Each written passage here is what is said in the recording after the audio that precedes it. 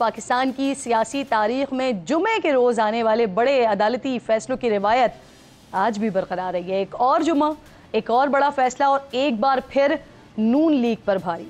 Supreme court Sunni इत्तेहाद council की मखसूस नशिस्तों के केस में पेशावर हाई कोर्ट और इलेक्शन कमीशन का फैसला कालेदम करार देते हुए पाकिस्तान तहरीक इंसाफ को मखसूस नशिस्तों का हकदार करार दे दिया है। 13 में से 8 जजेस फैसले के हामी और चीफ जस्टिस काजी फाइज ईसा समेत 5 जजेस ने इस फैसले की मुखालिफत की है।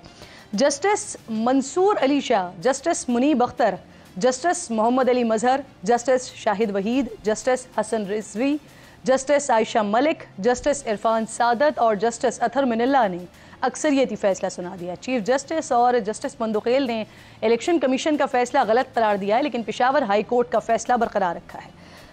जस्टिस जमाल मंदुखेल ने इख्तिलाफी नोट पर लिखा है कि इलेक्शन कमीशन और पेशावर हाई कोर्ट का मखसूस नशिस्तों की तकसीम की हद तक फैसला दुरुस्त है। तहरीक इंसाफ को मखसूस नशिस्तों के अमल से निकालने की हद तक फैसला कलअदम करार देते हैं। कई उम्मीदवारों की तरफ से तहरीक इंसाफ से वाबस्तगी जाहिर की गई। उन उम्मीदवारों ने हलफ पर बयान दिया कि वो तहरीक इंसाफ के उम्मीदवार हैं, इसलिए उन उम्मीदवारों को कौमी और सूबाई असम्बली के उम्मीदवार PTI के उम्मीदवार करार दिया जाना चाहिए था। इलेक्शन कमीशन मखसूस नशिस्तों की दोबारा से अलॉटमेंट करे। चीफ जस्टिस काजी फाइज ईसा ने जस्टिस जमाल मंदुखेल के नोट से इत्तेफाक किया है। जस्टिस याया आफरीदी ने अलग नोट में आज़ाद उम्मीदवारों की सुन्नी इत्तेहाद काउंसिल में शमूलियत का मामला इलेक्शन कमीशन को रेफर कर दिया है।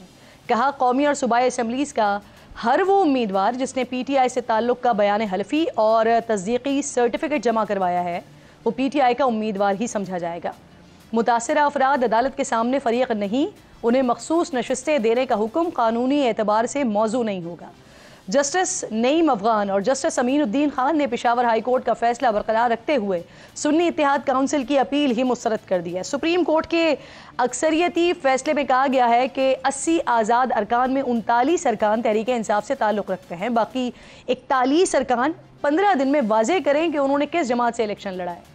इलेक्शन कमीशन तस्दीक करके मुतल्लिका अरकान को सियासी जमात का रुकन करार दे। फैसले में कहा गया है कि PTI मखसूस सीट्स की 15 दिनों में इलेक्शन कमीशन को फहरिस्त दे।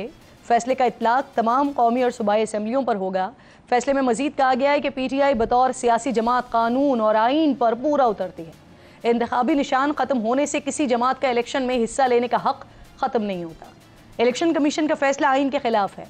इलेक्शन से पहले तहरीक इंसाफ के इंट्रा पार्टी इलेक्शन इंतखाबात को कलअदम करार देते हुए इससे बल्ले का निशान वापस ले लिया था, जिसकी वजह से तमाम उम्मीदवारों ने आज़ाद हैसियत में इलेक्शन लड़ा और फिर सुन्नी इत्तेहाद काउंसिल में शमूलियत इख्तियार कर ली, लेकिन फिर भी उन्हें मखसूस नशिस्तें नहीं मिली थी।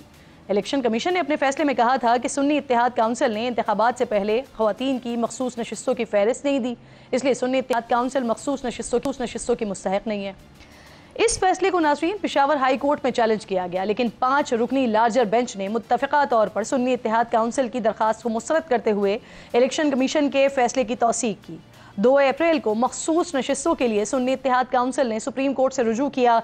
6 मई को जस्टिस मंसूर अली शाह की सरबराही में 3 रुकनी बेंच ने पेशावर हाई कोर्ट और इलेक्शन कमीशन का फैसला मुअत्तल करते हुए लार्जर बेंच की तश्कील के लिए मामला जजिस कमेटी को भेज दिया, जहां जजिस कमेटी ने 31 मई को सुन्नी इत्तेहाद काउंसिल की मखसूस नशिस्तों के केस की समाअत फुल कोर्ट तश्कील दिया। इसके लिए चीफ जस्टिस काजी फाइज ईसा की सरबराही में फुल कोर्ट ने 3 जून को सुन्नी इत्तेहाद काउंसिल की मखसूस नशिस्तों से मुताल्लिक केस की पहली समाअत तवील समातों के बाद 9 जुलाई को ही फैसला महफूज किया गया था और आज जस्टिस मंसूर अली शाह ने फैसला सुनाते हुए सुन्नी इत्तेहाद काउंसिल की मखसूस नशिस्तों से मुताल्लिक इलेक्शन कमीशन और पेशावर हाई कोर्ट के फैसलों को कलअदम करार दे दिया है। अदालती फैसले पर ऑब्वियसली फिर रद्द अमल भी आया है। वज़ीर आज़म के मुशीर हैं राना सनाउल्लाह साहब कहते हैं तहरीक इंसाफ को वो रिलीफ दिया गया जो मांगा ही नहीं गया था। वफाकी वज़ीर क़ानून आज़म नज़ीर तारड़ साहब ने भी अपना रद्द अमल इसमें दिया। कहा कि मखसूस नशिस्तों से मुताल्लिक फैसले ने बहुत सी कन्फ्यूजन और बहुत से सवालात को जन्म दिया है। PTI इस केस में फ़रीक नहीं थी और ना ही उसने मखसूस नशिस्तों का दावा किया था, लेकिन बादी उन नज़र में रिलीफ तहरीक इंसाफ को दिया गया। सुप्रीम कोर्ट के फैसले पर इलेक्शन कमीशन ने अपने रद्द अमल में कहा है कि PTI सियासी जमात है, जिसका नाम बतौर सियासी जमात इलेक्शन कमीशन की वेबसाइट पर भी मौजूद है। कमीशन ने किसी फैसले की गलत तशरीह नहीं की है। इलेक्शन कमीशन ने सिर्फ PTI के इंट्रा पार्टी इलेक्शन को दुरुस्त करार नहीं दिया। मौजूदा सूरत हाल में सुप्रीम फैसले पर अमल दरामद के बाद तहरीक इंसाफ कौमी असम्बली में अक्सरियती जमात बन गई है। इस वक्त कौमी असम्बली में सुन्नी इत्तेहाद काउंसिल के 84 और 8 आज़ाद अरकान हैं। कौमी असम्बली में मुस्लिम लीग नून के अरकान की तादाद 108 है, पीपल्स पार्टी के 68 हैं, MQM के 21 हैं, JUI 8, काफ लीग 5 और IPP के 4 अरकान हैं। तहरीक इंसाफ को 22 मखसूस नशिस्तें मिलने से उनकी तादाद 114 होने का इम्कान है। चेयरमैन तहरीक इंसाफ बैरिस्टर गौहर ने अदालती फैसले को खुशाइन करार दिया है। कहा है कि सुप्रीम कोर्ट के फैसले से जमहूरियत को तक़वियत मिली है। अपोजिशन लीडर उमर अयूब और चेयरमैन सुन्नी इत्तेहाद काउंसिल साहबजादा हामिद रजा ने चीफ इलेक्शन कमिश्नर से फौरी तौर पर मुस्ताफ़ी होने का मुतालबा किया है। मौलाना फजलुर रहमान साहब भी आए हैं। उन्होंने कहा है कि सुप्रीम कोर्ट के फैसले को जुज़वी तस्लीम करते हुए उम्मीद जाहिर कर रहे हैं कि अदालती फैसला PTI और JUI के ताल्लुकात में बेहतरी की जानिब साबित कदम होगा। इस वक्त हल्के से आला अदालत के फैसले पर तनकीद कर रहे हैं।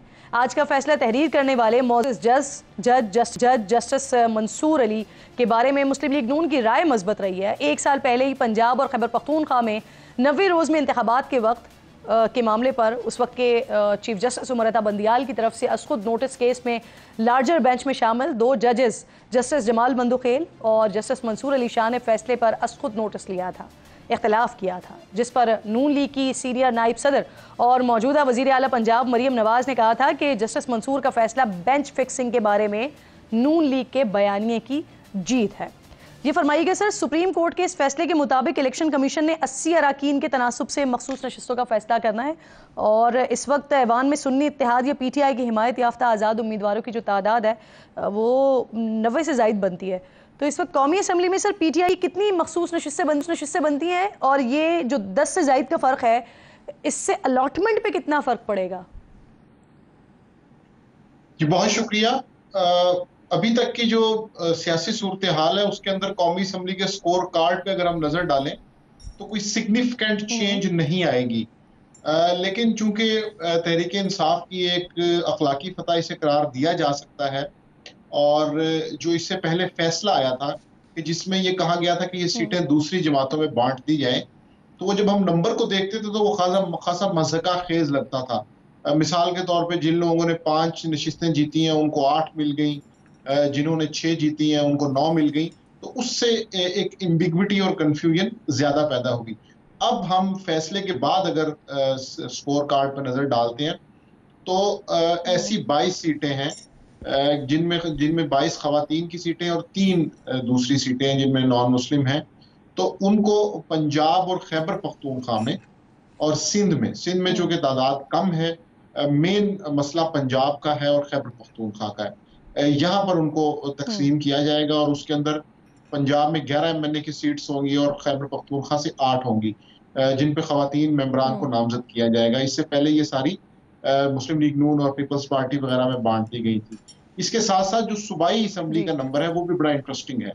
खैबर पख्तूनख्वा के अंदर जब हम खवातीन की नशिस्तों को मिलाएंगे और उसके बाद जब सेनेट इलेक्शन देखेंगे जो वहां पे मुलतवी कर दिया गया था, उसमें खैबर पख्तूनख्वा के अंदर PTI को फायदा होने का वाज़ेह इम्कान है, उनकी एक आध सीट बढ़ सकती है। लेकिन पंजाब के अंदर मामला इसलिए डिफरेंट है कि यहाँ पर चूंकि जनरल सीट्स के ऊपर तमाम अरकान बिला मुकाबला मुंतखब हो गए थे, उस पर इलेक्शन नहीं हुआ था, तो इसलिए वहां पर कोई मामला नहीं होगा। दूसरा ये कि पंजाब के अंदर मुस्लिम लीग नून की वाज़ेह अक्सरियत है, अगर वो और उनके इत्तेहादियों का नंबर हम काउंट करें तो वो तकरीबन 200 से ज्यादा है।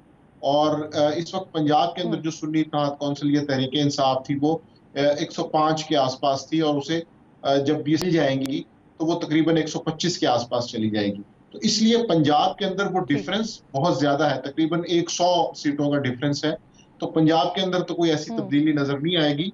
खैबर पख्तूनख्वा के अंदर अब ऑब्वियसली हलफनामे जमा करवाने हैं ना PTI को, तो सर उसके लिए क्या मैकेनिज्म होगा, क्योंकि उसके बाद नशिस्तें ऑब्वियसली अलॉट की जाएंगी, तो क्या होगा? क्या वो जो पुरानी फैसले जमा करवाई थी PTI ने इलेक्शन कमीशन के में वही काफ़ी होंगी या नए सिरे से जमा करवानी पड़ेंगी? जी अभी तक जो मैंने हुक्मनामा पढ़ा है उसके अंदर 2 फहरिस्तें दी गई हैं, जिसमें एक फहरिस्त के अंदर तो उन्होंने कहा है कि इन 30-40 अफराद ने तहरीक इंसाफ को ही अपनी पार्टी करार दिया था। उसके अलावा जो दूसरी लिस्ट है उसमें से मेरा ख्याल है एफिडेविट्स वगैरह और तस्दीक नामे लिए जाएंगे, जिसके बाद एक कलेक्टिव नंबर आएगा। इसमें एक और इंटरेस्टिंग पॉइंट ये भी है कि चूंकि 8 फरवरी के बाद PTI की प्लानिंग कोई इतनी अच्छी नहीं थी, तो इस वक्त भी ऐवान के अंदर पीटीआई के कई ऐसे लोग हैं जो इंडिपेंडेंट हैं, जो सुन्नी इत्तेहाद कौंसिल का हिस्सा नहीं है। उनमें बैरिस्टर जी। गौहर हैं, उमर अयूब हैं, ब्रिगेडियर असलम घुम्मन हैं, साहिवाल से, बिहाड़ी से इनके अराकीन हैं, एबटाबाद से एक रुकन है।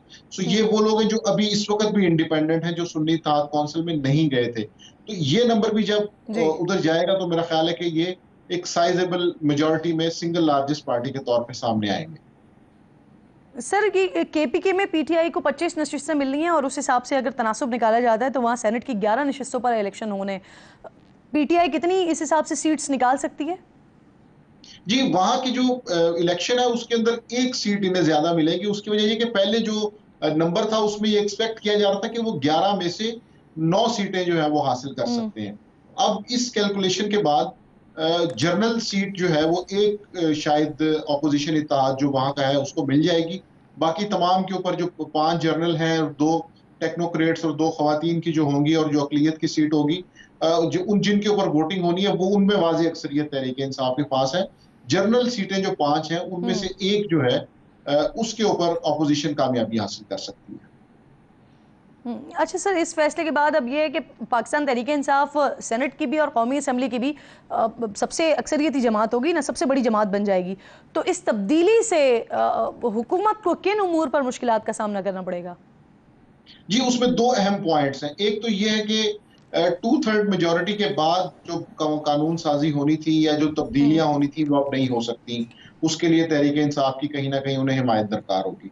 दूसरा अहम पॉइंट ये है कि कौमी असम्बली का स्कोर कार्ड अगर हम देखें तो उसमें पीपल्स पार्टी, नून लीग और तहरीक इंसाफ, ये 3 मेजर प्लेयर्स हैं। इन 3 में से कोई 2 मिलेंगे तो हुकूमत बनेगी। लेकिन मुझे नहीं लगता कि पीपल्स पार्टी पीएमएलएन के खिलाफ जाएगी, और इससे बढ़ के ये कि वो इस्टेब्लिशमेंट की अगर मर्जी ना हुई। लास्ट माजिद साहब, इंपॉर्टेंटली सर मुझे ये बता दें कि अभी फॉरवर्ड ब्लॉक की बातें हो रही हैं, अभी मैं शोएब साहब से भी ये बात कर रही थी, अगर ऐसा हो जाता है तो फिर क्या सिचुएशन होगी? क्या सर, सबसे बढ़कर ये कि क्या अगर ये फॉरवर्ड ब्लॉक बनता है तो हुकूमत कोई तरमीम करती है, उसमें वो मेंबरान वोट दे सकते हैं हुकूमत को? जी, ये अहम पॉइंट इसलिए भी है कि पीटीआई के अंदर फॉरवर्ड ब्लॉक की पहले भी बहुत कोशिशें की गई। 8 फरवरी के बाद भी ये कहा गया कि हो सकता है कुछ लोग टूट जाएं, लेकिन लाहौर से सिर्फ एक एमएनए वसीम कादरी जो है वो दूसरी तरफ गए। गुजरात से दूसरे एमएनए थे चौधरी इलियास, जिनके बारे में अभी भी कंफ्यूजन है कि वो काफ लीग में है या तहरीक इंसाफ में है। सो इसलिए कोई मेजर नंबर नहीं गया। और इस वक्त भी जो पॉलिटिकल एटमॉस्फेयर है और जो टेम्परेचर है उसमें ऐसे नहीं लगता कि वो फॉरवर्ड ब्लॉक की जो कंस्पिरेसी थ्योरी है उसमें कोई बहुत बड़ी कामयाबी होगी। कोई भी एमएनए जो है वो अपनी पार्टी की इजाजत के बगैर हुकूमत की कानून साजी में मदद कर सकता है? देखिए, उस हवाले से तो 18वीं तरमीम के अंदर वाज़ेह हदायत आ गई थी, और इस हवाले से कवानीन मौजूद हैं कि आप बजट के अलावा भी जो बाकी कानून साजी है उसके अंदर अपनी पार्टी, जो स्पेशली पार्लिमानी पार्टी है, उसके अहकामात के पाबंद होंगे। लेकिन चूंकि ये सुप्रीम कोर्ट के तशरीहात का जमाना है, तो पार्लिमानी पार्टी और सियासी पार्टी का जो फर्क है वो भी अभी मौजूद है। तो इस तरह के कुछ टेक्निकल पॉइंट्स तो हो सकते हैं, और लेकिन वो हमने रिसेंट पास्ट में देखे भी हैं। बहुत बहुत शुक्रिया साहब।